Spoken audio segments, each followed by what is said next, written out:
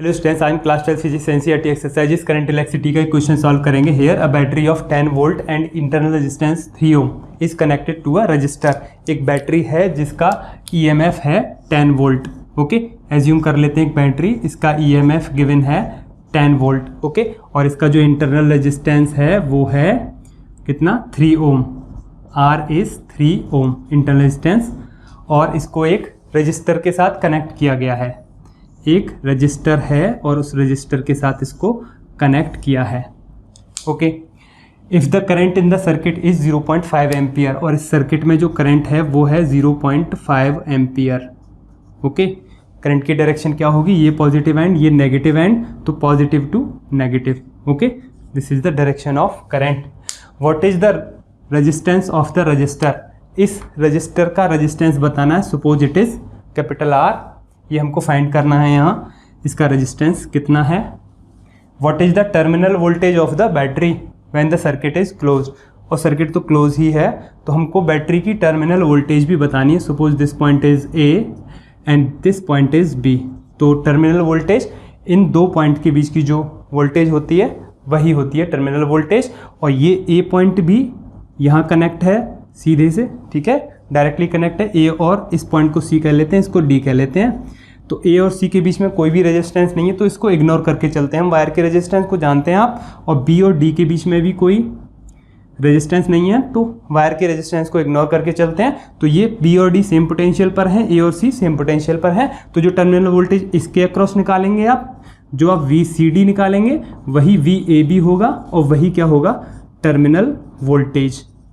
Okay, this is terminal voltage of battery. एक ही बात है, और टर्मिनल वोल्टेज होती क्या है, ई माइनस आई आर। ठीक है, जानते हैं आप इस चीज को very well. V equals to क्या होता है, E minus I R, terminal voltage. E EMF battery का, आई करंट सर्किट का, आर इंटरनल रेजिस्टेंस बैटरी का। टर्मिनल वोल्टेज के तरीके दो हो जाएंगे, एक तो इसका आई करंट इस रजिस्टर का, या तो आप वी सी डी निकाल लीजिए या वी ए बी निकाल लीजिए, कुछ भी निकाल लीजिए। वी ए बी निकालेंगे तो ये फॉर्मूला लगा लीजिए, वी सी डी निकालेंगे तो आई ये करंट और इसका रेजिस्टेंस मल्टीप्लाई करके तो भी वही आंसर आएगा। आर को हम निकाल ही रहे हैं, तो दोनों तरीकों से निकाल लेंगे टर्मिनल वोल्टेज। ठीक है, सबसे पहले निकाल लेते हैं हम सॉल्यूशन में, इसका रेजिस्टेंस निकालना है हमको। तो सर्किट का रेजिस्टेंस निकालना है, तो देखिए करंट दिया है, वोल्टेज दिया है, थोड़ा सा रेजिस्टेंस भी दिया है, तो बचा हुआ रेजिस्टेंस निकालना है। तो वही सिंपल फॉर्मूला जो आप लगाना चाहें तो ये लगा सकते हैं आप, I equals to voltage upon resistance, है ना, वोल्टेज अपॉन रेजिस्टेंस, ये जानते हैं आप, है ना। तो वैसे इस सर्किट में अगर हम देखें तो वोल्टेज मीन्स इसका ईएमएफ अपॉन रेजिस्टेंस कौन कौन है, एक कैपिटल आर है और एक स्मॉल आर है, और ये दोनों सीरीज में कनेक्ट हैं। और सीरीज में जो इक्विवेलेंट रेजिस्टेंस होता है, जो टोटल रेजिस्टेंस होता है वो क्या होता है, आर प्लस आर। तो ये फॉर्मूला बन गया, आप इसमें पुट कर लीजिए। आई है आपके पास 0.5, ई है आपके पास 10, कैपिटल आर निकालना है, स्मॉल आर गिवन है, तो ये फॉर्मूला लगाएंगे आप। ठीक है, लेकिन अगर आप इसी की जगह आप ये कहें कि ऐसे कैसे आएगा, तो आप इसको सिंपल ये भी लगा सकते हैं। देखिए टर्मिनल वोल्टेज क्या है, वी ए बी जो है बैटरी के अक्रॉस, वो क्या है, ई माइनस आई आर। ठीक है बात, वी क्या है, वी ए बी और वी सी डी बराबर है, जो हम पहले बता चुके हैं आपको। तो वी ए बी कह लीजिए या आप इसको वी सी डी कह लीजिए, एक ही चीज़ है ये। तो वी सी डी कैसे कहेंगे आप, आई मल्टीप्लाई आर कह सकते हैं ना, इसमें आई करंट फ्लो कर रहा है इस रेजिस्टेंस में, तो आई मल्टीप्लाई आर इसका रजिस्टर का रेजिस्टेंस। ठीक है, equals to E minus I R. तो ये फॉर्मूला लगाइए, तो आई आर प्लस ये इधर आ जाएगा I R equals to E, तो आई यहाँ से कॉमन आ गया, तो बचेगा क्या यहाँ, capital R plus small R equals to E, तो I equals to what, E upon R plus R. तो ये वही फॉर्मूला है, तो आप कैसे भी कर लीजिए, वही चीज़ है।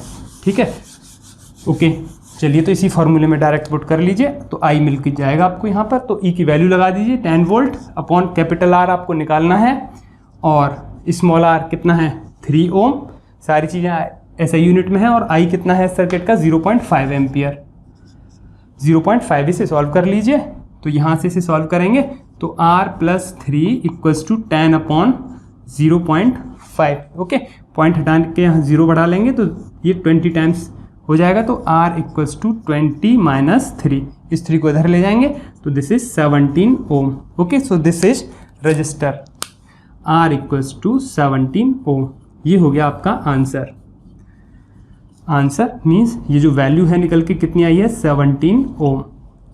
ओके, अब आपको निकालना है terminal voltage of the battery when the circuit is close. Circuit तो क्लोज ही है, तो टर्मिनल वोल्टेज निकालनी है आपको, जो कि VAB equals to E minus IR। Simple formula है, लगा लीजिए इसे, V equals to E minus IR।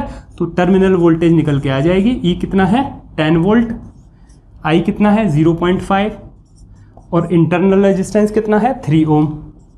कर लीजिए मल्टीप्लाई, 10 माइनस 3 5 जा 15 तो 1.5। तो VAB जो टर्मिनल वोल्टेज है वो आ जाएगी, इसमें से माइनस करेंगे तो 8.5 volt. This is terminal voltage. तो ये हो गया आंसर आपका टर्मिनल वोल्टेज का, जो कि सेकंड वाला जो पूछ रहे हैं ये। आप इसे वैसे भी निकाल सकते थे, हम कह रहे थे कैसे कि VCD और VAB एक ही चीज़ है, तो कैसे भी निकाल लीजिए। VCD आप निकालने जाएंगे तो V अक्रॉस CD कैसे निकालेंगे, I multiply by R। Simple, इस रजिस्टर से कितना करंट जा रहा है 0.5 एम्पियर का, और इसका रेजिस्टेंस कितना है 17। ठीक है, तो इसको मल्टीप्लाई कर लीजिए, 17 5 जा 85 तो 8.5 वोल्ट। चाहे ऐसे निकाल लीजिए, अब भी वही आया 8.5 वोल्ट, यहाँ से भी वही आ रहा था 8.5 वोल्ट, तो ये भी आंसर वही है। तो ये आपका आंसर मिल चुके हैं। ठीक है, रजिस्टर का रेजिस्टेंस मिल गया आपको और बैटरी का टर्मिनल वोल्टेज मिल गया आपको, जो कि पूछ रहे हैं। This is 8.5 volt. तो 2 आंसर थे, दोनों ही आंसर आपके सामने हैं। This is the solution of this question. Thank you.